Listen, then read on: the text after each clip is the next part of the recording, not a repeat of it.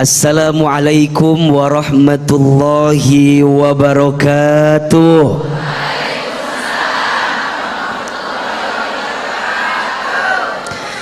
Bersyukur kepada Allah dengan mengucapkan kalimat Alhamdulillahi Rabbil Alamin.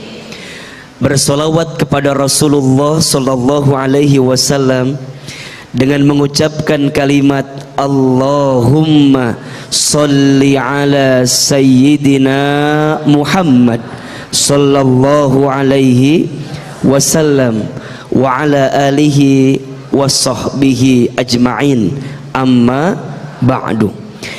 Yang sama kita hormati, kita muliakan dan kita doakan seluruh pengurus Majelis Taklim Fatihah Husna dan juga pengurus Masjid An-Nabawi Banjarwijaya Tangerang. Betul? Tolong aminkan sama-sama, semoga majlis ini Allah rahmati. Semoga majlis ini Allah berkahi. Dan semoga majlis ini Allah jaga dalam kebaikan. Amin ya Rabbal Alamin.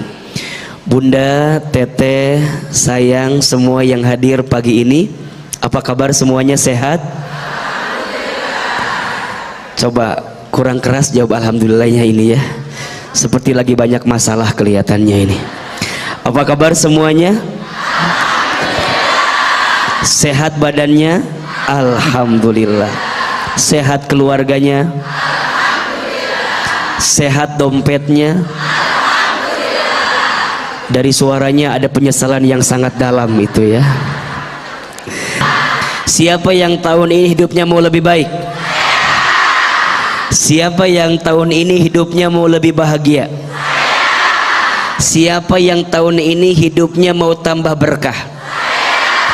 Siapa yang tahun ini suaminya mau tambah soleh? Nah, ini ngalamun kia antara ngacung, antara mikir, antara mikir gini, yang gak punya suami gak ada suaminya, yang suaminya kurang soleh asa gak mungkin AA gitu. Jadi kayak ada apa ya, kayak putus asa gitu. Nggak boleh. Coba yang punya suami, siapa yang suaminya mau tambah soleh? Yang belum punya suami, siapa yang tahun ini pengen punya suami?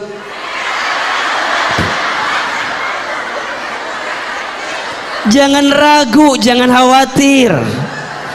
Ini yang belum punya suami, izin Allah ya, hari ini kan ketemu Ahilman kan, di hati bilang gini, ya Allah, aku mah mau punya suami nggak usah yang gimana-gimana, kayak Ahilman aja ya Allah. Kan udah dilihatin nih contohnya kayak begini. Jadi nggak usah mikir gini, ya Allah, iya yang begitu ya Allah tuh yang begitu tuh yang begitu. Boleh nggak begitu? Boleh nggak? Boleh. Apalagi di majelis ilmu. Kenapa Ustadz? Masya Allah. Apa kata Nabi? Perhatikan ya. Barang siapa yang memudahkan langkah kakinya untuk datang ke jalan ilmu, maka Allah akan mudahkan jalannya untuk masuk ke dalam surga. Wa majtama'a, dan adapun kemudian mereka berkumpul, jadi mereka datang aja surga buat mereka. Wa majtama'a, kemudian mereka berkumpul. Siapa? Kaum. Di mana? Fi baitin min buyutillah, di antara rumah-rumahnya Allah, di masjid maksudnya. Ngapain mereka Ustadz? Yatsluna kitab Allah wa yatadarasunahu bainahum. Mereka mengkaji kitabnya Allah dan mereka mempelajarinya. Apa yang Allah siapkan untuk mereka? Perhatikan 4 ini. Illa, kata Nabi, Allah siapkan 4 hal. Datang, kumpul. Betul? Datang, masuk, kumpul, duduk. Karena ada yang datang tapi terjadi ngaji, ada. Nyampe depan mau ngaji di telepon, Assalamualaikum Uce. Assalamualaikum Uce, ini di Tang City ada diskon, Dan diskonnya berlaku hanya jam 10 sampai jam 11 Ece. Jadi kalau Ece telat, Ece nggak akan dapat diskonnya. Dia udah berangkat, tinggal masuk masjid. Ya udah, aku nyusul sekarang ya gitu. Nggak jadi ngaji. Tapi ada orang yang datang, duduk, kemudian berkumpul. Ada atau tidak? Mana buktinya? Ah, ini. Betul? Wa majtama, kemudian mereka berkumpul satu kaum. Jadi mereka bertemu dengan sahabatnya. Mereka mengkaji kitabnya Allah. Apa yang Allah siapkan, kata Nabi? Ada 4. 1, nazalat alaihimus sakinah. Orang yang datang ke majlis ilmu itu Allah turunkan ketenangan dalam hatinya. Makanya Ahilman lihat ini wajahnya tenang semua. Nggak tahu ada masalah apa ya. Kemudian yang kedua, wa ghasyiyatuhumur rahmah, dan Allah tanamkan kasih sayang kepadanya. Hatinya dibuat tenang, dirinya dibuat seakan-akan disayangi dalam hidupnya. Makanya mohon maaf ya, kalau Bunda tanya, siapa di antara kita yang paling disayang sama Allah? Jawabannya, kita yang hadir di majlis ilmu. Makanya Bunda mohon maaf ya, mohon maaf, ada di antara kita yang Masya Allah keinginan buat ngajinya itu begitu tinggi. Ada atau tidak? Keluar keluar poster set kajian Ustadz Hilman, belum terjadi harinya tapi udah kenceng keinginannya. Ada yang begitu apa enggak? Ada yang datang dari pagi banget, ada yang paling jauh, ada yang udah berkali-kali datang, ada yang baru pertama, ada. Coba yang baru pertama angkat tangan. Kamana wae atuh Ece? Ari Ece kamana wae? Masa baru sekarang ketemu teh? Nah, lihat, semua orang yang diizinkan oleh Allah diringankan langkah kakinya untuk datang ke majlis ilmu, berarti dia sedang disayang sama siapa?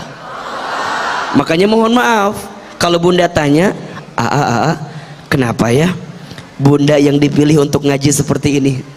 Jawabannya bukan semata-mata karena kita mau, tapi semata-mata karena Allah yang sedang mencintai kita.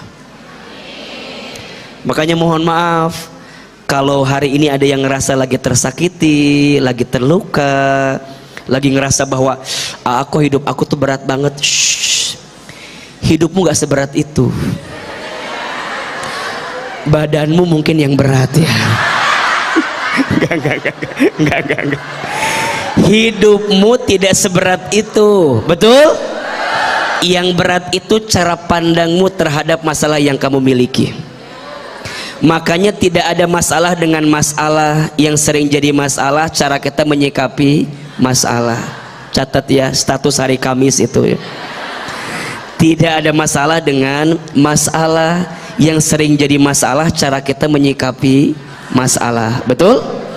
Orang ikut ujian, hasilnya tidak lulus, kira-kira yang salah soalnya atau jawabannya? Jawabannya. Nggak mungkin soalnya salah, betul?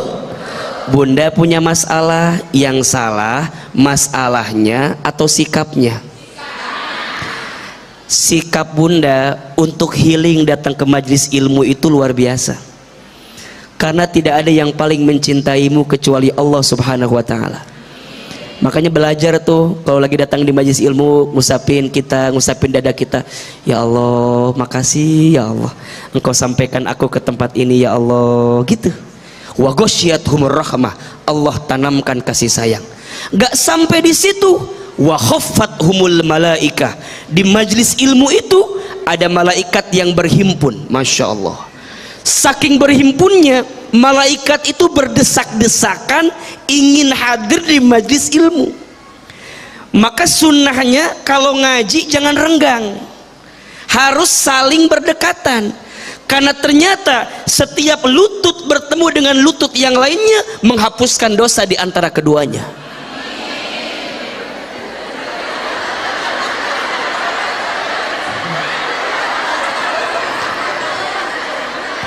Dan gak usah geser gitu, biasa aja. sampai gesek, gesek, gesek. Itu dosa yang baru itu, menyakiti hati teman kita gitu. Wa khaffathumul malaika. Ustaz, malaikat mengapain di situ? Ya Rabb, ya Rabb. Malaikat hadir dan malaikat menyaksikan apa yang hambanya Allah lakukan di masjid itu. Makanya kalau lagi ngaji, berkata yang baik-baik, berpikir yang baik-baik, berprasangka yang baik. Makanya tadi Ahilman bilang, Bunda jangan khawatir, kalau Bunda punya harapan sampaikan aja di majelis ilmu, karena malaikat nyatet, dilihat, oh Ceida, oh iya Ceida eta teh, oh Celilis, ada yang oh Ceyuni teh nggak punya suami, bilang dalam hati, iya aku tuh pengen punya suami ya Allah. Terus punya suaminya, ya Allah nggak usah yang susah-susah ya Allah, yang penting mah wajahnya enak dipandang, bahasanya lembut, hatinya baik, uangnya banyak, minimal ya Allah kalau dia uangnya nggak banyak, minimal anaknya orang kaya, anak satu-satunya, bapaknya sudah tua, tanahnya banyak, bapaknya teh punya penyakit jantung, nunggu warisan eta mah udah pasti.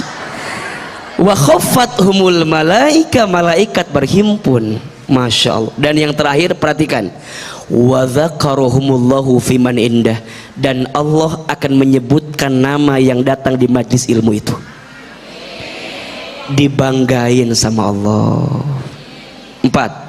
1. Ditenangkan hatinya. 2. Disayangi hidupnya. 3. Dihimpun dengan doa-doa malaikat di dalamnya. 4. Dibanggakan oleh Allah namanya. Bunda sayang, cara agar hidup kita lebih bahagia itu adalah kita harus berusaha untuk menyembuhkan apa? Menyembuhkan luka di hati kita. Betul apa betul?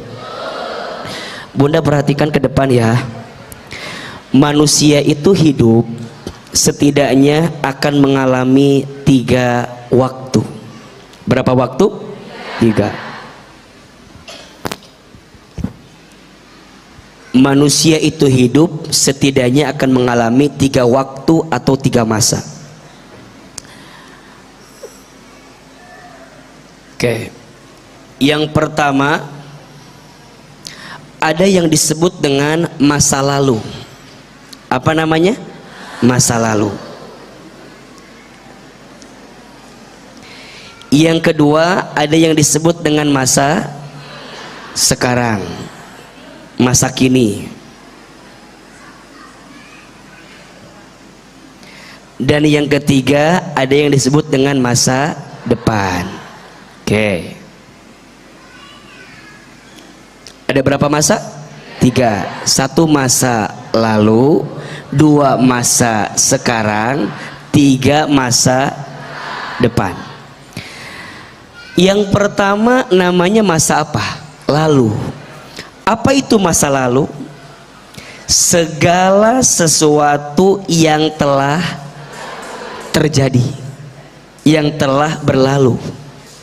Betul apa betul? Sekuat tenaga pun kita ingin kembali ke masa lalu nggak akan bisa, karena itu sesuatu yang sudah terjadi, yang sudah berlalu. Masa sekarang adalah sesuatu yang sedang terjadi, betul? Dan masa depan adalah segala sesuatu yang akan terjadi dan belum tentu kita temui. Jelas apa jelas? 1. Masa lalu sesuatu yang sudah terjadi. Masa sekarang sesuatu yang sedang terjadi. Masa depan sesuatu yang akan terjadi dan belum tentu kita temui. Pertanyaannya, sekarang kita hidup di masa yang mana? Masa sekarang. Berarti Ustadz akan ketemu orang yang tidak akan bahagia dalam hidup. Kira-kira siapa orang yang tidak akan bahagia dalam hidup? Sekarang kita hidup di mana? Masa sekarang. Berarti akan ada orang yang tidak akan bahagia dengan hidup. Tahu siapa? Siapin kameranya. Status di TikTok nanti ini siapin.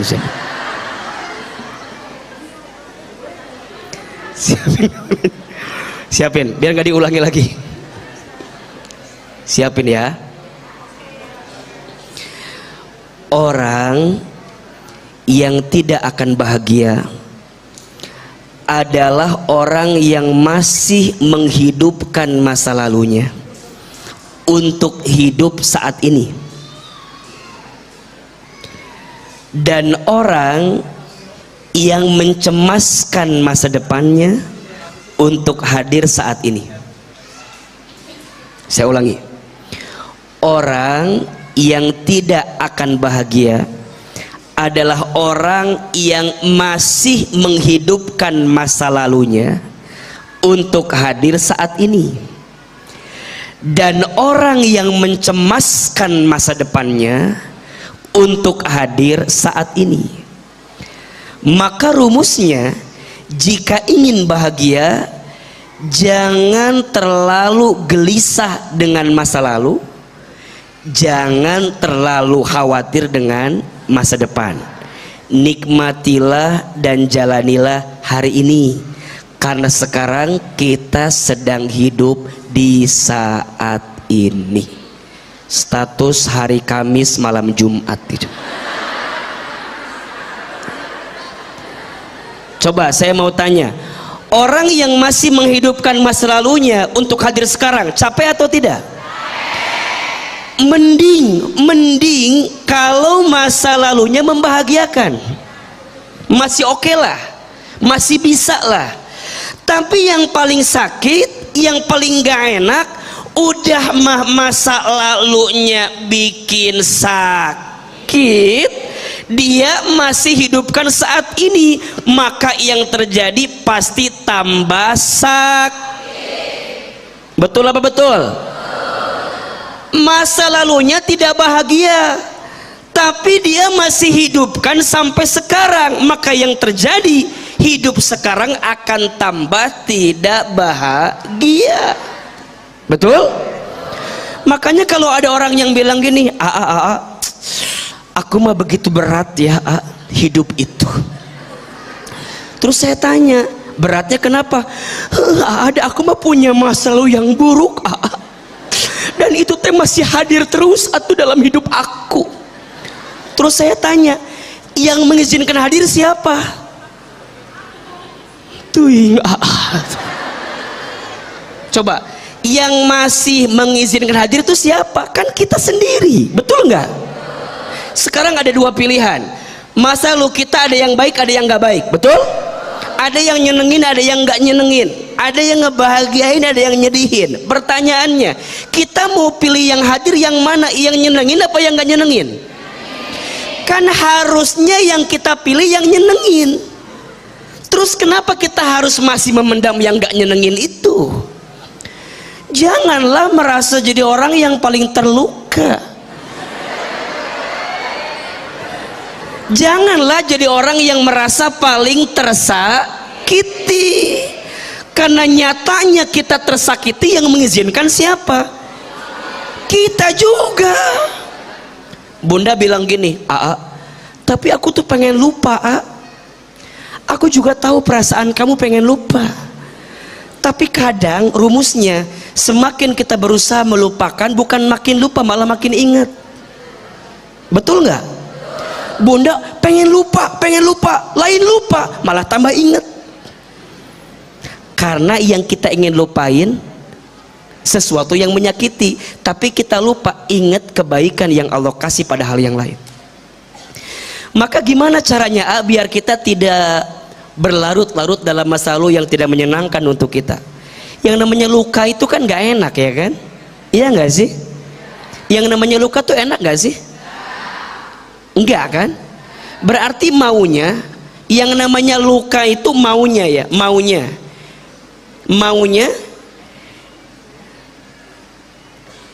disembuhin apa dihilangin? Maunya. Yang namanya luka itu maunya disembuhin apa dilupain? Maunya disembuhin apa dihilangin?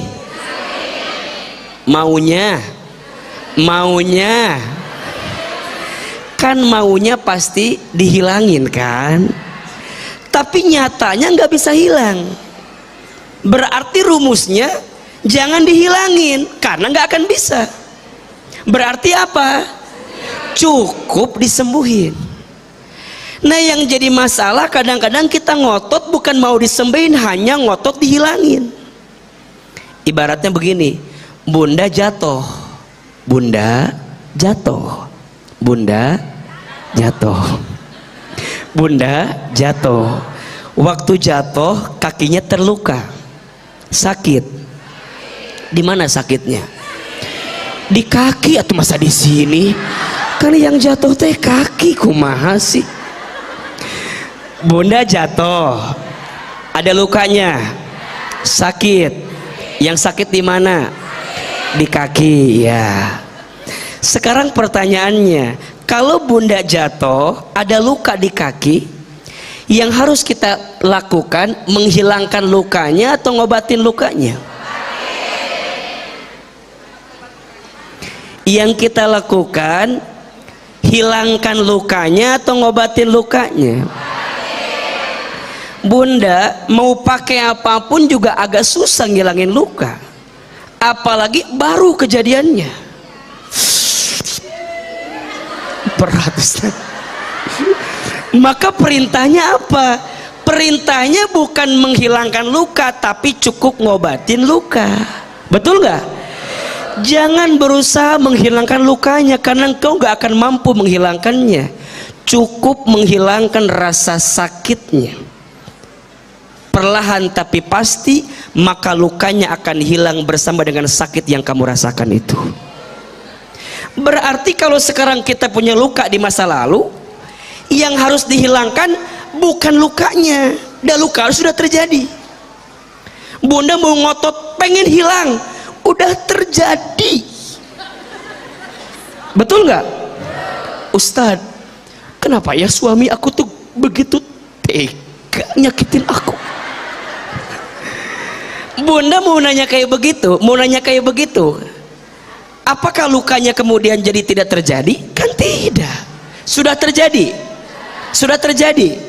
Berarti kalau ada orang yang masih nanya kok tega sih, berarti dia masih belum paham kalau itu sudah terjadi.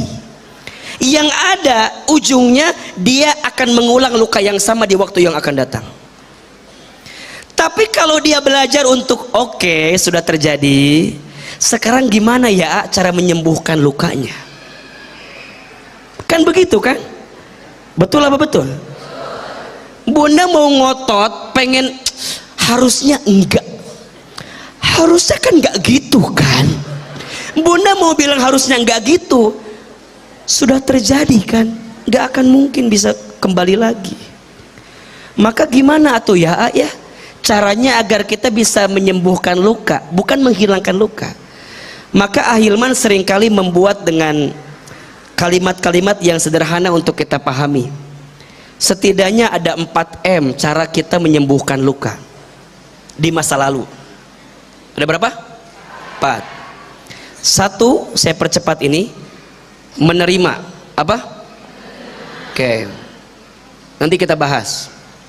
2, muhasabah. 2 apa? Saya sebutkan 4-4-nya biar gak ketinggalan nanti materinya. 3, memaafkan.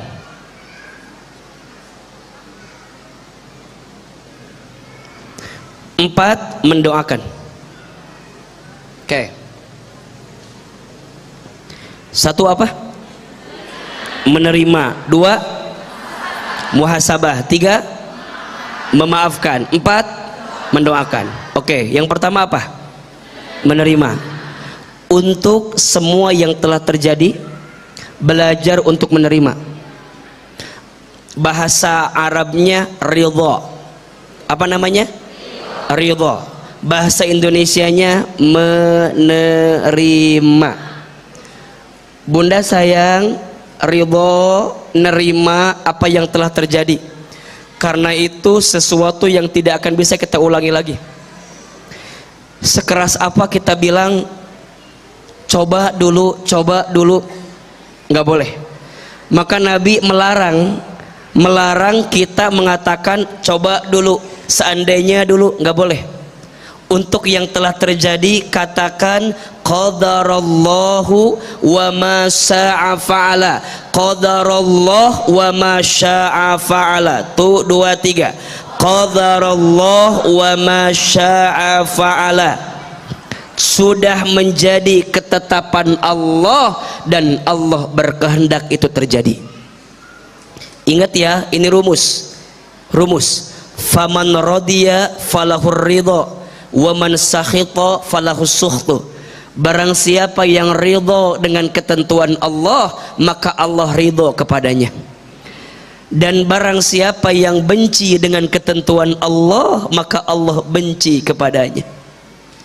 Bunda sayang, bukankah kita telah berjanji bahwa semua yang kita lakukan, bahwa semua yang terjadi, bahwa semua yang telah kita lalui itu semua semata-mata untuk siapa? Allah. Inna salati wa nusuki wa mahyaya wa mamati lillahi rabbil alamin. Sesungguhnya salatku, ibadahku, hidupku, matiku, sesungguhnya semua hanya untuk siapa? Allah Rabbul Alamin. Sekarang yang mengizinkan luka itu hadir siapa sebenarnya? Allah. Betul? Yang menakdirkan luka itu terjadi siapa? Allah. Makanya mohon maaf, ada qadha, ada qadar. Dan itu yang bunda harus imani, betul? Kan rukun iman ada berapa? Pak Bolit jawaban teh. Rukun iman ada berapa? 5 apa 6? Yang jawab 5 angkat tangan. Yang jawab 6? Oke. 8 ada? Nggak ada. Rukun iman ada berapa? 6. 1 iman kepada siapa? Allah. 2 iman kepada siapa? Malaikat. 3 iman kepada siapa? Kitab. 4 iman kepada siapa? Rasul. 5 iman kepada siapa? Hari kiamat. 6 iman kepada qadha dan qadar. Qadha segala ketetapan yang sudah Allah tuliskan jauh-jauh sebelum kita dilahirkan. Qadar adalah sesuatu yang telah Allah jadikan untuk terjadi dengan diri kita. Berarti mohon maaf, tidak ada satupun yang terjadi dalam hidup kita melainkan semua atas izin siapa? Semua. Coba dibuka surat At-Taghabun ayat 11. Surat apa? At-Taghabun ayat 11. Surat At-Taghabun teh surat keberapa? Ayo. Surat ke-64. Yang bawa Al-Quran silahkan dibuka Al-Qurannya. Yang bawa HP yang ada aplikasi Al-Quran silahkan dibuka. Surat apa? At-Taghabun surat ke-64 ayat 11.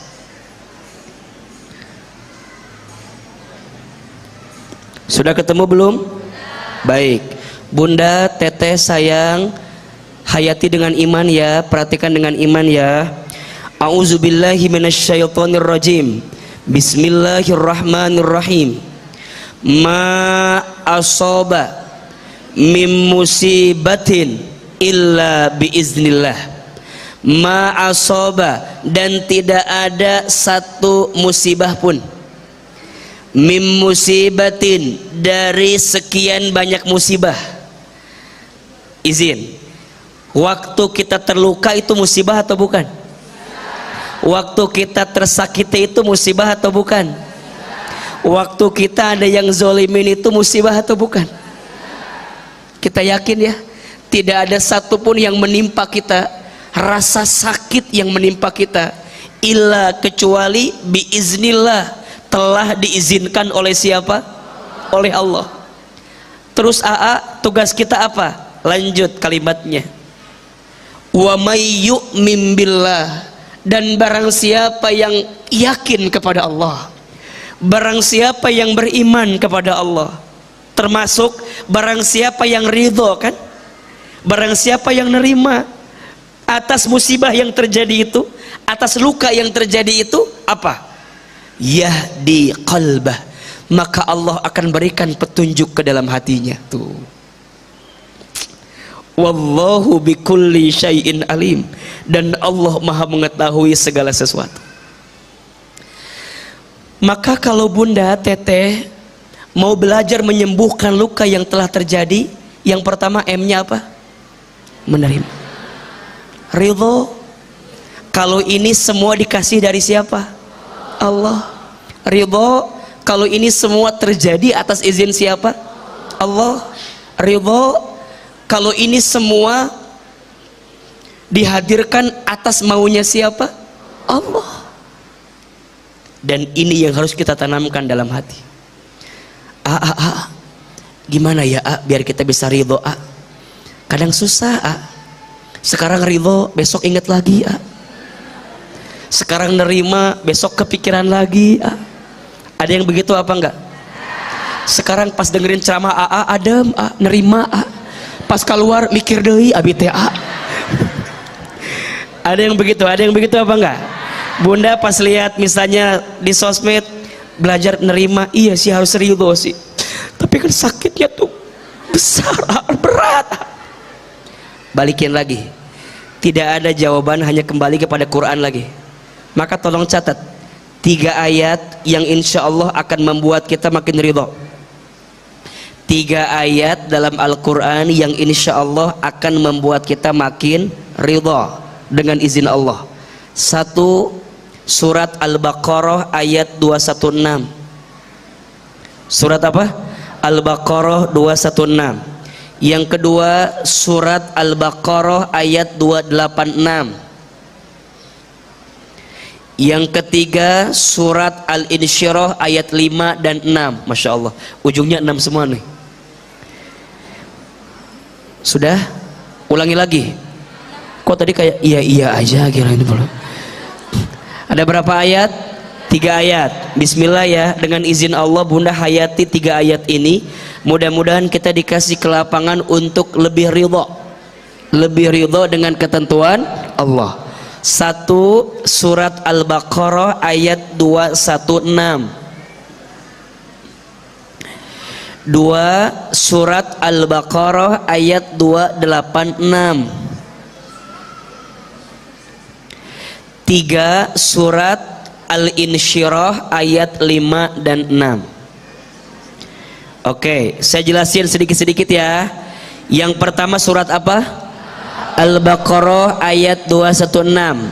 Isinya bunda harus yakin bahwa semua yang terjadi itu yang terbaik. Semua yang terjadi itu yang terbaik. Apa isi ayatnya Ustadz? Dan boleh jadi kamu membenci sesuatu padahal itu baik dalam pandangan Allah, dan boleh jadi kamu menyukai sesuatu padahal itu buruk dalam pandangan Allah. Wallahu ya'lamu wa antum la ta'lamun. Allah maha tahu sedangkan kamu tidak tahu. Bunda sayang, yang lebih tahu tentang kita siapa? Yang paling tahu tentang kita siapa? Yang lebih paham tentang diri kita siapa? Mohon maaf, bahkan kita sendiri pun gak tahu 1 jam 2 jam ke depan akan jadi seperti apa. Betul? Makanya mohon maaf, Allah maha tahu, Allah lebih tahu, kita tidak tahu, maka jangan sok tahu. Allah maha tahu, Allah lebih tahu, kita tidak tahu, jangan sok. Kita bilang, Ustadz, kenapa aku harus terluka dulu ya? Kenapa harus ada yang nyakitin aku ya? Shh, nyakitin dalam pandanganmu, tapi justru di pandangan Allah bukan menyakitimu.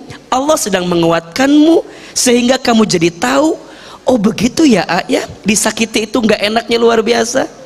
Oh begitu ya aku tuh jadi belajar banyak tentang yang pernah terjadi. Bukankah yang membuat bunda strong? Strong, non strong tehnya. Bukankah yang membuat kita kuat karena ujian yang pernah melanda kita? Betul?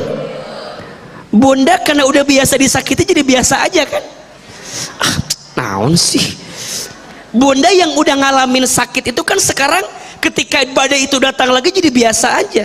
Karena bunda pernah ngalamin itu. Betul apa betul? Tapi kalau baru coba jeger, wah langsung stres. Makanya mohon maaf, jangan menyamaratakan semua orang dengan sikap yang sama. Karena masing-masing punya sikap yang beda dengan keadaan yang berbeda. Ahilman, sejak kecil saya anak yatim. Ditinggal orang tua saya sejak kecil. Dulu saya sempat berpikir ya, kenapa Allah tuh kok ngambil usia orang tua saya di saat saya masih kecil? Padahal itu lagi butuh-butuhnya. Saya ditinggal ayah saya kelas 6 SD, kemudian ibu saya sakit sampai meninggal di usia SMP dan SMA-nya. Itu berat sekali bagi saya. Tapi saya percaya, kalau saya komplain, nggak mungkin orang tua saya hidup lagi. Ya enggak? Kalau saya marah juga nggak mungkin orang tua saya hadir lagi. Terus apa sikapnya? Ya terima aja. Kalau itu sudah terjadi, dalam pandanganmu orang tuamu pergi memang menyakitkanmu, tapi ternyata Allah sedang menguatkanmu Hilman, agar kamu lebih mandiri, agar kamu lebih yakin dalam hidup, agar kamu lebih tegar dalam hidup. Karena boleh jadi Allah memberatkan hidup seseorang karena Allah sedang membesarkan orang tersebut untuk mendapatkan kebaikan dalam hidupnya.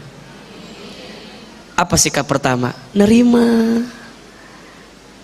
Boleh jadi mohon maaf ya, orang tua kami mungkin usianya lebih duluan diambil. Karena kalau semakin kita dewasa semakin nyakitin orang tua, jangan-jangan. Makanya Allah ambil orang tua kami, setidaknya agar kamu Hilman tidak menyakiti hati orang tuamu. Misal orang tua kami diambil, boleh jadi kalau mau lebih dalam lagi, Allah lebih sayang sama orang tua saya. Ibu saya sakit stroke, daripada hidup dalam keadaan sakit mungkin lebih menyakiti ibu saya, maka Allah ambil usia ibu saya karena Allah lebih sayang sama ibu saya. Maka tidak ada yang paling sayang sama kita kecuali siapa? Allah. Tidak ada yang paling tahu tentang kita kecuali siapa? Allah. Bunda bilang, Ustadz Allah nggak sayang, buktinya Allah nyakitin saya dengan orang yang nyakitin saya. Shh. Biasanya kalau kita disakiti pada bab yang satu, maka Allah akan bahagiakan pada bab yang lain. Betul nggak? Bunda misalnya diuji dengan pasangan, nanti bunda dihibur sama Allah dengan anak-anak. Bunda diuji dengan mertua, orang tua misalnya, nanti bunda dihibur dengan suami yang baik. Tapi aku mah semuanya masalah kayaknya. Suami aku bermasalah, orang tua aku bermasalah, anak-anak bermasalah. Saya kira Allah tidak sekejam itu kok. Dan Allah maha baik. Nanti kita lihat pada M yang lain gitu. Tapi M yang pertama apa dulu? Menerima. Satu, coba nanti dibuka ya surat Al-Baqarah 216. Yang Allah kasih pasti yang terbaik. Yang kedua surat apa? Al-Baqarah 286. Apa isinya? La yukallifullahu nafsan illa wus'aha. Yakin yang Allah kasih tidak akan mungkin melebihi batas kemampuan kita. Jadi Allah itu menguji kita, bunda sayang, teteh sayang, itu selalu sesuai dengan kadar kemampuan kita. Makanya kalau ada yang bertanya, kenapa aku yang disakiti pada bab ini Kata Allah, hambaku, karena kamu yang kuat dan mampu menghadapi yang berat ini. Kenapa nggak yang lain? Karena yang lain nggak mampu. Hilman, kenapa kamu jadi anak yatim di usia kamu kecil? Kamu nggak usah bilang kenapa nggak yang lain, nggak usah. Kenapa aku pilihkan kamu Hilman? Karena aku tahu kata Allah, hati dan pundakmu kuat untuk menghadapi itu. Makanya masing-masing orang diuji dengan ujiannya masing-masing. Betul apa betul? Ada yang diuji sama pasangan, ada? Ada nggak? Yang mana orangnya? Pasangannya soleh, diuji sama mertua, orang tua, ada? Ada. Pasangannya baik, orang tuanya baik, diuji sama adik kakak iparnya, ada? Yang mana orangnya? Pasangannya soleh, orang tuanya soleh, ada kakak iparnya baik, diuji sama anak-anaknya, ada nggak yang begitu? Ada yang begitu? Semuanya baik, diuji sama besti-bestinya, circle pertemanannya. Betul apa betul? Semuanya baik, mohon maaf, diuji sama urusan ekonominya. Semuanya baik, ekonominya baik, diuji sama kesehatannya. Ada? Semuanya baik, diuji sama trauma di masa lalunya. Ada nggak? Jadi semua orang diuji dengan ujian masing-masing, tapi catatannya setiap ujian tidak akan pernah melebihi ke batas kemampuan seorang hamba. Makanya bunda kalau paham ayat ini lebih ridho tuh. Iya ya, kenapa aku yang diuji begini Ustadz? Karena Allah yakin. Tapi sampai kapan Ustadz? Gitu kan? Sampai kapan Ustadz? Sampai kamu paham bahwa semua yang kamu khawatirkan bukan sesuatu yang harus kamu khawatirkan. Jalani aja, nanti juga selesai. Iya nggak sih? Di dunia ini nggak ada yang kekal. Betul nggak? Ada nggak yang kekal di sini? Yang namanya senang, emang senang terus? Enggak. Yang namanya sedih, emang sedih terus? Enggak. Begitupun kamu ketika senang tidak akan lama, begitupun kamu sedih, sedih pun tidak akan. Coba dong bersikap adil dengan hidup ini. Ini mah kadang-kadang kalau bahagia, ya udah bahagia segitu. Tapi kalau sedih, wah. Coba bersikap adil atuh sama hidup teh. Bunda, nikmat yang Allah kasih di kita apa banyak? Nikmat yang Allah kasih di kita apa banyak? Masalah yang Allah titipin sama kita di kita apa banyak? Oke, di kita apa banyak? Tergantung masalahnya. Oke, kita sepakati banyaklah, betul? Nikmatnya banyak, masalahnya banyak. Kira-kira kalau dihitung nikmat dengan masalah itu lebih banyak nikmat apa masalah? Setuju ya? Lebih banyak apa? Nikmat. Tapi yang sering kita pikirin nikmat yang banyak atau masalah yang sedikit? Nah, atau gitu orang teh. Kenapa begitu kita teh atuh? Bunda, ini apa? HP yang lengkap, iPhone 14 Pro Max. Biar tahu. Lain sombong, ini pemberitahuan biar bunda teh tahu. Coba, bunda, kalau Ahilman bilang, bunda mau nggak HP ini? Jangan berharap begitu, biasa aja ya. Bunda, punya HP, kasih. Bunda mau nggak HP ini? Oke, tapi dengan syarat kasih HP ini, tapi jempol tangan bunda ambil. HP-nya dikasih, tapi jempolnya kasih. Kebetulan pengoleksi jempol tangan di rumah. HP-nya dikasih, tapi jempolnya ambil. Mau apa enggak? Oke. Kenapa bunda tadi begitu ngotot pengen HP ini? Karena bunda lupa mensyukuri jempol yang Allah kasih sama bunda. ternyata nggak punya HP iPhone 14 Pro Max juga yang harganya 25 juta, biasa aja. Disebutkan langsung ya. Dia can lunas itu ternyata diumumkan dia teh. Ternyata punya HP iPhone ini jadi nggak ada harganya. Kalau bunda melihat ternyata nikmat jempol lebih mahal daripada harganya. Coba, ternyata fine-fine aja nggak punya HP yang mahal juga. Karena kita masih punya jempol, betul? Lebih bermasalah tidak punya HP atau tidak punya jempol. Tapi kenapa suka stres dengan tidak punya HP-nya? Tapi nggak pernah mikirin dengan nikmat jempolnya. Jelas atau tidak? Suami bunda punya? Suami bunda punya? Oke, bunda punya suami. Oke, suami punya kekurangan, punya kelebihan. Kekurangan sama kelebihannya lebih banyak mana? Kekurangan sama kelebihan suami lebih banyak kekurangan apa kelebihan? Kelebihan, tergantung suaminya. Tapi kalau dari hati yang paling dalam, Ahilman pasti jawab lebih banyak kelebihan. Betul?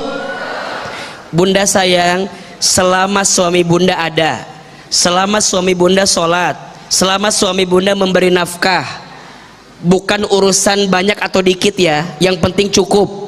Selama dia mau bekerja, selama dia mau berikhtiar, selama dia masih mau tanggung jawab, suaminya ada, sholat, nyari nafkah, cukup.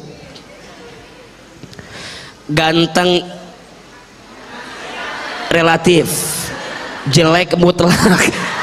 Ganteng relatif, kaya relatif, punya pangkat jabatan relatif, betul? Yang penting suaminya ada, suaminya ada, sholat, dia mau kerja, mau usaha, mau kerja keras, mau, sudah cukup. Sekarang bunda coba lebih ngelihat yang 3 tadi atau yang kurang-kurang tadi. Tapi suami aku tuh galak, tapi suami aku tuh nggak perhatian, tapi suami aku tuh nggak.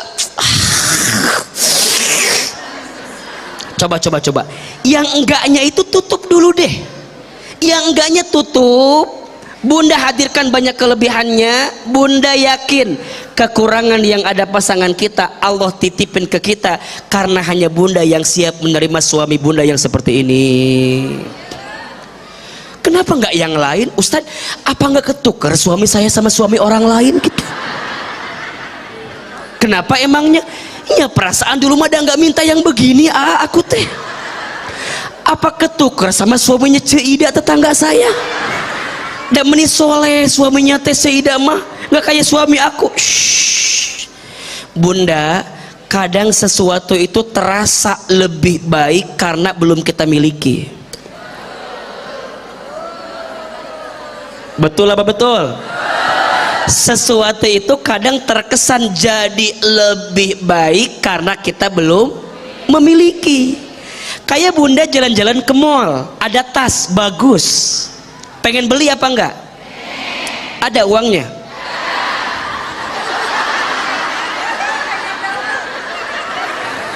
Bunda jalan-jalan ke mall, pengen beli tas baru, pengen apa enggak? Oke, sebelum kebeli bagus apa enggak? Pengen. Izin Allah dikasih uang sama suami dan punya rezeki kebeli itu tas, maka tasnya dibeli. Pertanyaan saya, antara sebelum kebeli dengan setelah kebeli rasanya sama apa beda? Lebih nikmat sebelum kebeli apa setelah kebeli? Faktanya, rasanya kayaknya lebih enak sebelum kebeli. Betul nggak? Pas udah kebeli mah asa biasa aja. Apalagi kalau udah dipakai berkali-kali, betul? Suami bunda sekarang rasanya antara dulu dengan sekarang sama apa beda? Lebih nikmat dulu apa sekarang? rasanya ya, maksudnya rasa di hati ya, jangan memahami yang lain ya.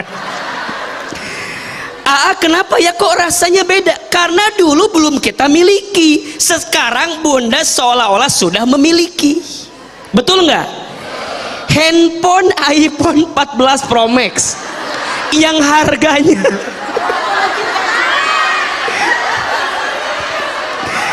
kenapa bunda bilang enak kali ya punya iPhone? Karena belum bunda miliki. Tapi bunda tidak pernah syukur dengan jempol yang bunda punya, karena bunda sudah merasa memiliki. Ustadz, halo, ngerti nggak sih? Si ente ngerti gitu, ngerti nggak sih? Penjelasannya oke kan? Emang ke ibu-ibu kudu gini aja, ke ibu-ibu kudu rinci, ke ibu-ibu mada tuh. Bukan kayak anak mahasiswa, jadi kudu dijelaskan gitu. Aya nu kieu ngawelang aya, aya nu senyum aya, aya nu naon sih teh mah teh aya. Makanya Ahilman cari kalimat-kalimat yang bisa dimasukin oleh semua gitu. Ahilman, bunda ngelihatnya mungkin ya, kan Ahilman nggak tahu, tapi mungkin bunda bilang gini, enak kali ya punya suami kayak Ahilman gitu. mungkin ini mungkin kan, saya nggak tahu. Karena coba kenapa terasa nikmat, enak, kebayangnya yang bagus-bagus? Kenapa? Karena belum dimiliki. Bunda kalau jadi istri saya biasa aja, karena sudah dimiliki. Ternyata yang sering menyakiti hati adalah rasa terlalu merasa memiliki. Betul? Maka nikmatnya jadi hilang. Nah, bunda ketika terluka merasa memiliki. Aku yang tersakiti, aku yang terluka, Ustadz. Dia mah nggak tersakiti, aku yang tersakiti. Hello. Kita yang nyimpulin kita tersakiti, padahal mohon maaf, jangan merasa tersakiti padahal kita yang menyakiti. Jangan merasa terluka, jangan-jangan kita yang melukai. Tapi kita nggak pernah nyadar begitu, karena kita nggak pernah nerima yang kita terima yang disakitinya. Padahal mohon maaf, Allah tidak akan memberikan beban kepadamu melebihi batas kemampuan. Betul apa betul? Dan yang ketiga, surat Al-Insyirah ayat 5 dan 6. Fa inna ma'al usri yusra, inna ma'al usri yusra. Maka sesungguhnya bersama kesulitan ada banyak kemudahan, dan bersama satu kesulitan ada banyak kemudahan. Lukanya cuma satu, tapi kebaikannya banyak. Tapi kebaikan yang banyak itu ketutup karena yang dipikirin apa? Lukanya itu. Makanya sekarang yuk untuk semua luka yang telah terjadi, apa sikapnya? Menerima, ridho. Sudah terjadi. Ibaratnya begini, bunda lagi ngumpul sama teman-temannya, tiba-tiba pas lagi ngumpul teh ada bau yang tidak sedap.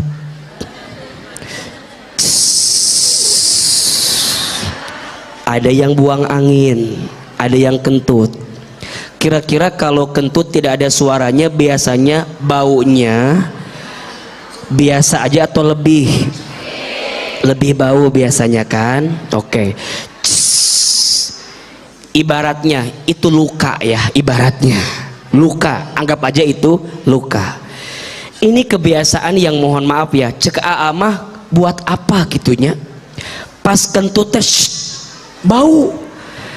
Kita suka begini, siapa yang kentut? Siapa yang kentut? Pertanyaan saya, emang kalau udah ketahuan yang kentut, emang baunya hilang? Coba saya mau tanya, emang kalau udah ketahuan siapa yang kentut, tiba-tiba baunya hilang atau enggak? Terus untuk apa dicari? buat pengakuan, buat lebih jelas kalau bukan aku yang kentut gitu. Untuk apa? Yang ada nambah dosa, fitnah sama orang, kamu kentut ya, kamu kentut. Kata orang enggak, ujungnya berantem. Lagi enak-enak lagi ngumpul jadi berantem gara-gara urusan apa? Urusan nuduh kentut, bukan kentutnya. Kentutnya mah nggak ada masalah, dia teman naluri dari Allah. Yang jadi masalah nuduh kentutnya. Lagi asik-asik ngobrol ketemu dituduh kentut, sakit. Ah, saya mau pulang aja, ngapain di sini juga dituduh hitut, saya mah pulang. Pertanyaan saya, buat apa nyari yang kentut siapa? Emangnya kalau udah ketahuan baunya hilang? Enggak, tetap aja ada di sini. Terus kumaha tuh Ustadz? Ridho, menerima. Jadi nanti mah kalau ada bau hitut teh langsung, ya Allah, terima kasih ya Allah, hidung saya masih berfungsi ya Allah. Betul apa betul? Ibaratnya kayak tadi bunda dikasih luka, kalimatnya bukan kenapa dilukai, enggak usah, terima kasih ya Allah, engkau masih nitipin luka ke hati saya, sehingga dengan ini engkau masih mencintai saya ya Allah. Kalau dulu enggak terluka, saya enggak pernah tahu ya Allah gimana enaknya tahajud sambil nangis itu. Iya bener, iya bener cenah tuh. Kalau dulu nggak pernah terluka, bunda nggak pernah ngalamin gimana enaknya muhasabah sambil menangis itu. Kalau bunda nggak pernah terluka, bunda nggak pernah ngalamin gimana enaknya ngaji, enaknya talim sambil bunda tuh ngerenungin sambil ngerasa bahwa ya Allah nikmat banget hidup ini ya Allah. Dan kalau nggak terluka dengan yang ini, gimana kalau aku nggak akan bisa ketemu sama orang yang menggantikan dia dalam hidup saya ya Allah. Betul apa betul? Tapi faktanya nggak ada ganti-gantinya. Sekarang masih aja begini-begini. Izin, kalau belum ngerasa ada kebaikannya berarti belum apa? Nerima. Berarti kita masih belum ridho, kita masih sering menyalahkan. Andai dulu Ustadz aku nggak milih dia Ustadz, harusnya nggak begini, itu tanda nggak ridho. Andai nggak ridho itu, makanya kan suka ngahulang kita mah. Andai gitu, andai sejak awal ku tahu akhirnya begini, ku tak akan mau mencintaimu telah sedalam ini. Entah apa salah dan dosaku hingga kau kirimkan orang ini. Capek, udah nggak usah begitu. Ridho. Abis ridho apa? Nerima muhasabah. Kadang luka itu diundang sama kita juga. Diundang sama siapa? Sama kita juga. Apa undangannya Punten, boleh jadi ada dosa yang pernah kita lakukan, sehingga Allah mengirimkan luka yang dengan luka itu Allah sedang menghapuskan dosa-dosa kita. Tadi sebelum berangkat Ahilman baca kitab Al-Hikam di mobil. Jadi Allah itu kalau sedang mencintai seorang hamba, maka Allah akan menyegerakan ujian kepada hamba itu. Sebagai apa? Sebagai cara Allah menghapuskan dosa-dosa hamba tersebut. Jadi tidak ada satupun rasa sakit yang kita rasakan kecuali saat kita ridho, saat kita berlapang, maka di saat itu Allah sedang hapuskan dosa-dosa kita. Mungkin caranya harus begitu, ada luka yang datang di hati kita agar Allah membersihkan dosa-dosa kita. Makanya kalau ada orang yang diuji begitu berat dalam hidupnya dan dia tetap sabar, maka Allah bilang sama malaikat, wahai malaikat, catatlah semua rasa sakitnya sebagai kesempurnaan semua amal soleh dalam hidupnya. Makanya ketika Nabi Ayub alaihi salam sakit, Bunda tahu Nabi Ayub? Kenal. Di mana kenalan sama Nabi Ayub itu tuh? Nabi Ayub pernah sakit, betul? Pernah sakit, panjang sakitnya, lama sakitnya. Istrinya pernah minta sama Nabi Ayub, kamu kan Nabi, doa tuh sama Allah biar kamu disembuhkan. Tuh, kata istrinya, kamu kan Nabi, minta atuh sama Allah biar kamu disembuhkan. Apa kata Nabi Ayub? Wahai istriku, berapa lama Allah berikan sehat kepadaku? Sekian. Berapa lama Allah berikan sakit kepadaku? Sekian. Kalau dibandingkan antara sakit dengan sehatku, lebih banyak mana? Sehat. Apa kata Nabi Ayub? Kalau dengan rasa sakit ini adalah cara Allah menghapuskan kesalahanku, karena selama sehat mungkin aku belum bisa bersyukur kepada Allah. Lihat, maka aku lebih ridha dengan rasa sakitku asalkan Allah tambah sayang kepadaku. Kan kalau kita mah Nabi bukan, Nabi bukan, ulama juga bukan, ustadz juga bukan, amalnya juga sedikit, dosanya. Terus kita teh nggak mau diuji, padahal dengan ujian itu adalah cara Allah menghapuskan dosa-dosa kita. Kumaha tuh? Harus cara apa lagi yang Allah kasih sama kita biar Allah bisa menghapuskan dosa-dosa kita? Sholat belum tentu khusyuk, ngaji Quran jarang, sedekah sedikit. Apa? Halo? Mikir atuh, diam aja ini teh. Iya ya, sholat nggak khusyuk, ngaji Quran jarang, sedekah kurang. Terus gimana cara Allah menghapuskan dosa-dosa saya? Maka caranya Allah berikan ujian yang melukaimu agar kamu belajar berlapang dengan itu. Ketika itu Allah hapuskan dosa-dosamu. Senang nggak kira-kira?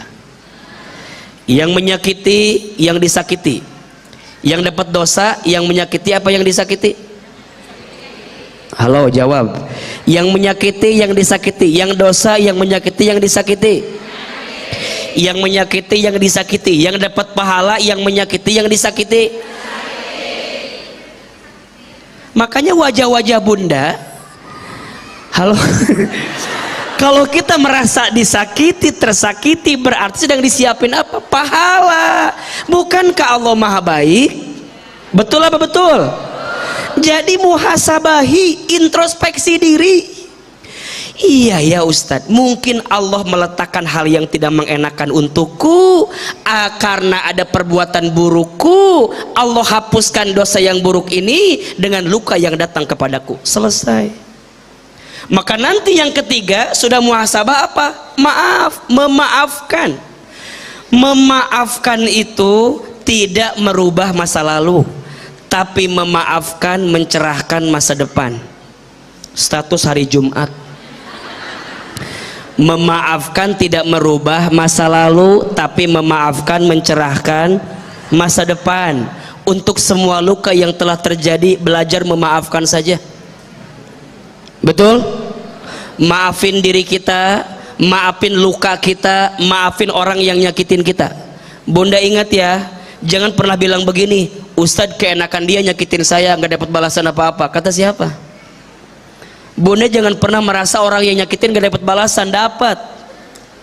Tapi siapa sebaik-baiknya pemberi balasan? Allah.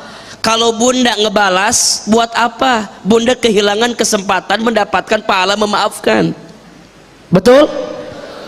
Tapi kan boleh kita ngebalas, boleh. Bunda disakitin, balas nyakitin, boleh nggak? Boleh. Syaratnya cara kamu nyakitin balik dia harus sama dengan cara dia menyakiti kita. Bisa nggak? Enggak. Faktanya kalau balas itu pasti lebih besar. Betul? Kita disakitin, mau ngebalas, boleh? Syaratnya apa? Harus sama. Tapi faktanya ngebalas itu sama atau lebih besar? Kalau yang kita balas lebih besar, sekarang yang zalim siapa? Padahal di awal Allah lagi ngasih kesempatan memaafkan buat kita. Kenapa kamu jadi nggak pakai pahala itu, kata Allah? Tapi berat ya, karena pahalanya surga. Kalau ringan kipas angin, kulkas 1 pintu, kerupuk. Kan kerupuk ringan kan? Benar Bu Mufid, benar. Jadi memaafkan tidak merubah masa lalu, tapi memaafkan mencerahkan masa depan. Makanya izin ya, izin Bunda biasakan. Ada seorang yang setiap malam itu dikisahkan orang ini bikin malaikat sibuk nyatet pahala sedekah yang tidak terhitung. Jadi ada orang yang bikin malaikat tiap malam sibuk nyatet pahala sedekah yang sangat banyak. Diceritakan oleh Nabi kepada para sahabat yang lain. Kemudian sahabat itu nanya, ya Rasul, amalan apa yang dia punya sehingga membuat malaikat capek ngitungin pahala sedekah yang banyak dari orang itu? Maka kata Nabi, ya udah kamu tanyain aja sama orang itu, apa kebiasaannya sebelum tidur. Maka singkat cerita, sahabat Ibnu Umar radhiyallahu anhuma, beliau ngikutin orang ini ke rumahnya dan pengen lihat sebelum tidur ngapain. Singkat cerita, diikutin.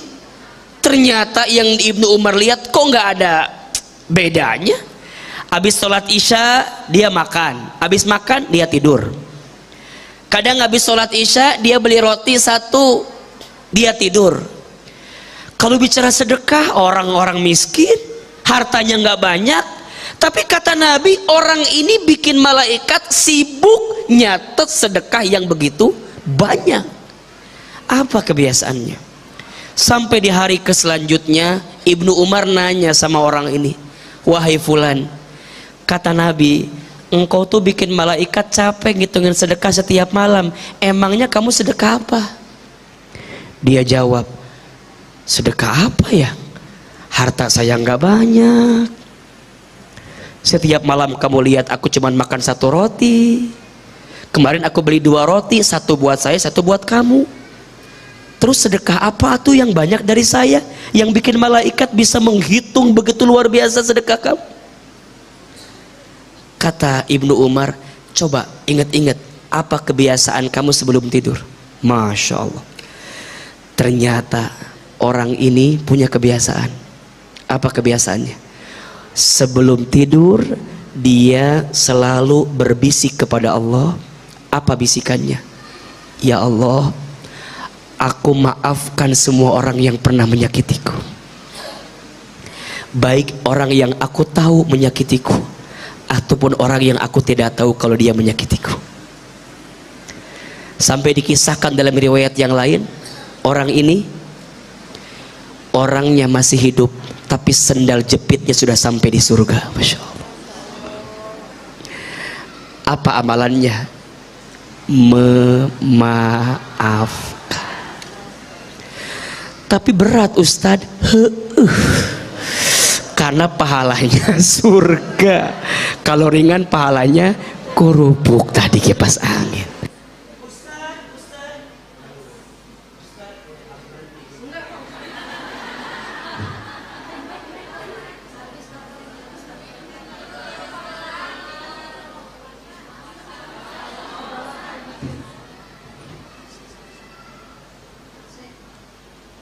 Cik, iya, cukup sekian dan terima kasih. Jadi memaafkan itu luar biasa Ustadz, tapi berat ini semua. Iya, maka M yang keempat, mendoakan. Disempurnakan dengan apa? Doa. Karena yang bikin kita bisa nerima siapa? Allah. Yang bisa bikin kita muhasabah diri siapa? Allah. Yang bikin kita bisa memaafkan siapa? Allah. Yang menggenggam hati siapa? Dosa gue. Allah. Coba buka Bunda terakhir surat Toha ayat 124. Pentingnya mendekat kepada Allah dan pentingnya agar bunda tidak ingkar dengan peringatan dari Allah. Jadi luka itu anggap aja peringatan dari Allah, agar Allah tuh pengen kita balik lagi ke Allah, kira-kira begitu. Surat apa? Toha, surat ke-20 ayat 124. Perhatikan dengan iman. Bismillahirrahmanirrahim. Wa man a'rada, dan barang siapa yang berpaling, an zikri, dari peringatanku. Berarti semua yang terjadi adalah peringatan dari Allah, ketentuan Allah, dekatnya kita ke Allah. Siapa yang berpaling dari Allah, fa inna lahu ma'isyatan donka, maka sungguh dia akan menjalani kehidupan yang sempit tuh. Wa nahsyuruhu yaumal qiyamati a'ma, dan kami akan mengumpulkannya pada hari kiamat dalam keadaan yang buta. Bunda, kita dikasih banyak kejadian, itu adalah bagian dari peringatan Allah Subhanahu wa ta'ala. Siapa yang ingkar, siapa yang gak nerima, siapa yang gak mau muhasabah, siapa yang gak mau memaafkan, padahal Allah berikan banyak kejadian, malah kemudian kau menyalahkan keadaan, apa yang terjadi? Fa innalahu ma'isyatan donka, engkau akan dihimpun dengan hati yang sempit. Betul? Tapi ketika bunda mengembalikan semuanya kepada Allah, maka Allah akan berikan petunjuknya. Maka apa jawabannya? Doa. Yang genggam hati kita siapa? Allah. Yang menghimpun hati kita siapa? Allah. Yang mengendalikan hati kita siapa? Allah. Yang punya hati kita siapa? Allah. Ala bizikrillahi tatmainnul qulub. Ingatlah, hanya dengan menyebut nama Allah hatimu akan semakin tenang. Maka tolong tulis, ada 2 doa. Mudah-mudahan 2 doa ini bisa menyembuhkan luka di masa lalu dan bisa membuat bunda lebih semangat menjalani hari ini, dan insya Allah ke depan bisa mendapatkan kebaikan. Doa yang pertama, doa agar minta ditetapkan di jalan rahmat Allah, di jalan hidayah Allah. Doanya ada di surat Ali Imran ayat 8. Surat apa? Ali Imran ayat 8. Yang kedua, doa agar kita ditunjukkan jalan keluar yang baik dari setiap kesulitan yang sedang kita hadapi, agar kita ditunjukkan obat terbaik atas setiap luka yang pernah menyakiti. Doanya ada di surat Al-Kahfi ayat 10. Surat apa? Al-Kahfi ayat 10. Doa yang pertama agar kita ditetapkan di jalan agama Allah, agar enggak dicondongkan dalam keburukan. Surat apa? Ali Imran ayat 8. Dan yang kedua, doa agar ditunjukkan jalan keluar dari kesulitan dan obat dari sesuatu yang menyakiti kita. Surat Al-Kahfi ayat 10. Kita baca sama-sama boleh? Ahilman sekali, bunda teteh sayang sekali. Bismillahirrahmanirrahim. Rabbana la tuzigh qulubana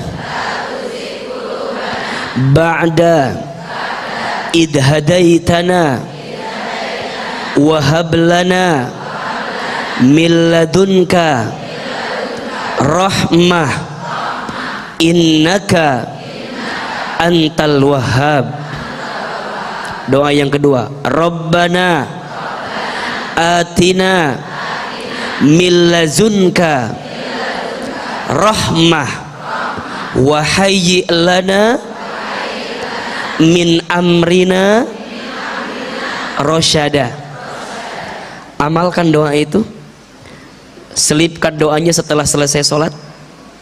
Semoga sebuah luka yang pernah ada Allah berikan kesembuhannya. Semua kesulitan yang pernah hadir Allah tunjukkan jalan keluarnya, dan semoga kita semua diistiqomahkan dalam kebaikan dan ketaatan. 4N agar kita belajar menyembuhkan luka. M yang pertama menerima, M yang kedua muhasabah, M yang ketiga memaafkan, M yang keempat mendoakan. Bisa kita amalkan? Sedih boleh, yang tidak boleh berlebihan dalam kesedihan. Gelisah boleh, yang tidak boleh berlebihan dalam kegelisahan. Kenapa Ustadz? Kalau berlebihan dalam kesedihan, kamu tak punya waktu untuk mendekat taat kepada Allah dalam ketenangan. Yuk belajar menyembuhkan luka agar Allah tanamkan banyak rasa manis setelah luka yang pernah kita dapatkan. Mudah-mudahan bermanfaat hari ini.